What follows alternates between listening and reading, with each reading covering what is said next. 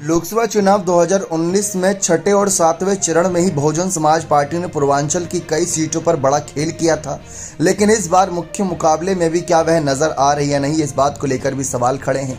क्योंकि छठे चरण की हम बात करें तो जौनपुर जैसी कुछ ऐसी मुख्य सीटें रहीं जिस पर बसपा पिछली बार अच्छा खासा दबदबा कायम करने में कामयाब रही थी, भले ही समाजवादी पार्टी का भी साथ उन्हें मिला हुआ था।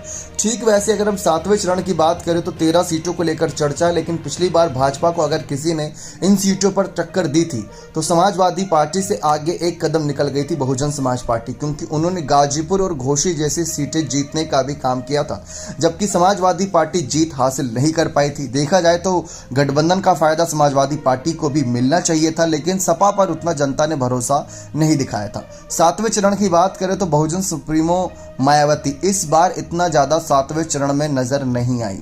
जी हाँ, लगातार सोशल मीडिया पर इन्हें फॉलो किया जा रहा है, इनके ऑफिशियल यूट्यूब चैनल को ही फॉलो किया जा रहा है, जहां पर इनकी हर जनसभा को लेकर लाइव किए जाते थे, तमाम खबरें आती थी, लेकिन फिलहाल वहां पर माहौल एकदम ठंडा पड़ा है। कह सकते हैं कि सातवें चरण में बसपा सुप्रीमो की खामोशी कई सवाल खड़ी करते नजर आ रही है, क्योंकि जैसा कि हमने आपको बताया कि घोसी हो गई, गाजीपुर हो गई, इसके अलावा भी कुछ ऐसी सीटें थी जहां पर बसपा मुख्य मुकाबले में थी, लेकिन इस बार सातवें चरण में बसपा की खामोशी को लेकर सवाल खड़े किए जा रहे हैं। वैसे देखा जाए तो सातवें चरण के जो प्रत्याशी हैं, जैसे कि अगर हम मान लें गाजीपुर से यहाँ पर बड़े चेहरे उमेश सिंह की बात कर ले, या फिर हम बात कर लें बालकृष्ण चौहान जो घोसी सीट से नजर आ रहे हैं, वह आकाश आनंद के साथ पहले ही मंच साझा कर चुके हैं।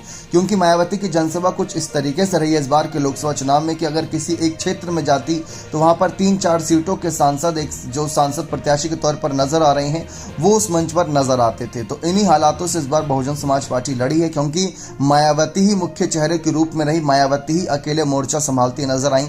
इसके अलावा सतीश चंद्र मिश्रा, आकाश आनंद, या फिर बात कर ले मायावती के भाई आनंद की, सब इस समय ज्यादा मंच पर नजर नहीं आए, तो उनको लेकर सवाल बने हुए। और ऐसी स्थिति में बसपा सुप्रीमो मायावती ने अपनी पार्टी को आगे रखने के लिए अकेले दमखम यहां पर दिखाती नजर आई।